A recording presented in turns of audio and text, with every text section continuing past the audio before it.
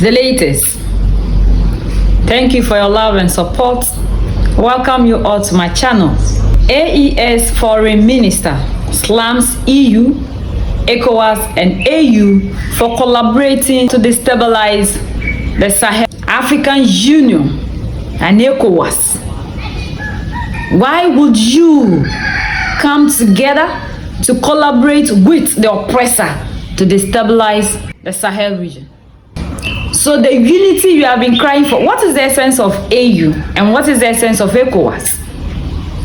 Why have we allowed ourselves for the oppressor to use us to destroy our own souls?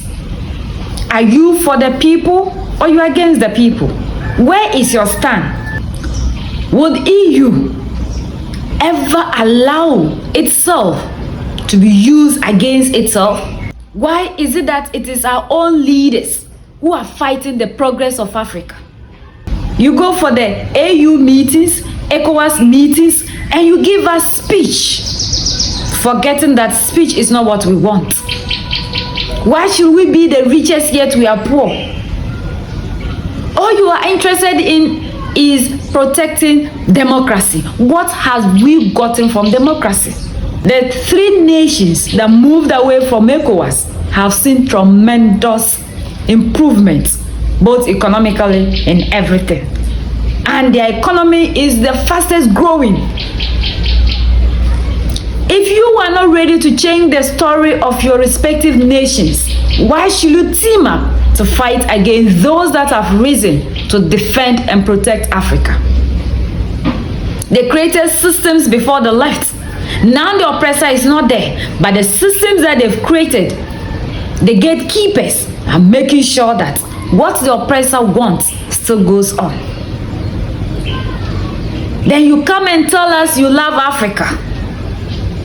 Why will you love these people more than us? No wonder when you are having the AU meetings, these people are present. Yet, when they are meeting, none of our leaders are in their meetings. It's the Organization for the West of all Africa.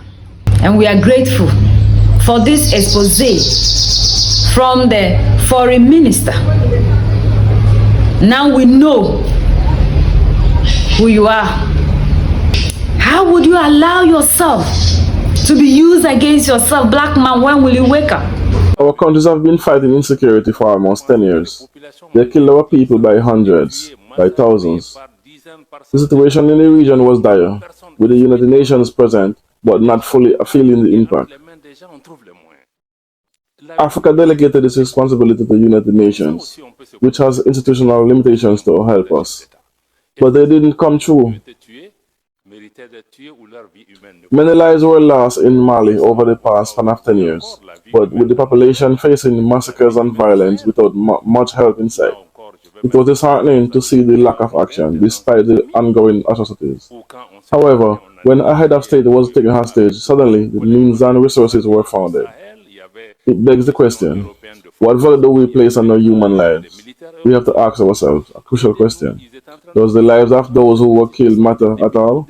Why is it that some lives are valued more than others? This double standard wasn't evident in Ukraine, but it was in the Sahel region. When we were negotiating with our European partners for support the Sahel, we requested assistance in training and assistance in equipment of our soldiers. European soldiers were involved in missions like the European Training Mission and ECAP, investing millions of euros in our region. However, it was disheartening to discover that Mali soldiers participating in the European training programs had to bring their own ammunition because the European Union did not provide any lethal weapons. It begs the question, why is it acceptable to provide lethal weapons in Ukraine but not in the Sahel? Is the life of a Ukrainian more valuable than the life of a Sahelian?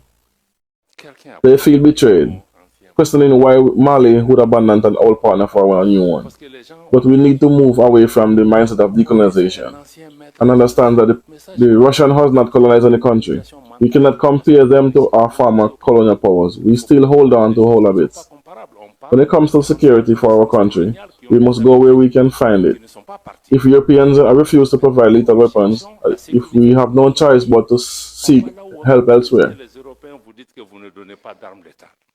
Mali has turned to Russia for not money but for military support needed to combat threats. We buy, they sell to us. But when we wanted to buy from the Europeans and Americans, they told us that they would not sell to us. So you want us to fight against Al Qaeda, the Islamic State, with sticks? And suddenly, in Ukraine, you now have realized that they need weapons to fight and made their way for that. So I think that when we make this kind of comparison, we must say, no, we are not in this. With each country, we look for what we can solve for the moment. But if it is Russia that can help us to military, I will do it. If tomorrow it is the Americans, we will do it. On the economic level, I will do it. If tomorrow it is the Turks who can, then still we'll do it. So I think that people need to understand that we are in this pattern. When Mali tried to make a decision, we were constantly told that we weren't allowed to choose. It felt like we were being restricted for making our own choices. Like when you invite someone to your house, but then they dictate to you where you sleep. This kind of control makes us feel stark and unable to assert our own desires. We find ourselves in these kind of situations far too often. Someone says, yes, we have talked about self-sovereignty for years. It is not a new concept. But it is not a new concept because French-speaking Africans has not grown up. It has remained a teenager. It has never been decolonized. Why do we have 6 good coup d'etats in French-speaking countries and not in English-speaking countries? These are fundamental questions. This is why our countries are ashamed that 60 years after independence, we do not even talk about sovereignty because we don't have it, neither monetary nor economic nor political. So I think that we really need to integrate this element into this conversation. I think we also talk about credibility, that is when we say to a country, democracy, we all want democracy. Mali was a model of democracy before we got to where we are now. But we also need to look at things in order. But here's the thing. When we talk about countries like Niger, Mali, and Burkina Faso experiencing a coup d'etat, we tend to focus solely on them. What about other countries where similar events even taking place? Why aren't we questioning what happened there too? It's important to look at the bigger picture, not just the headlines. Let's shine a light on all countries affected by political upheaval and delve deeper into what is truly in each of these. Why doesn't have any absence of elections in Ukraine? Why? Another big question. So I'm going to go back to a little bit of your right industrialization, the transformation. That's the key.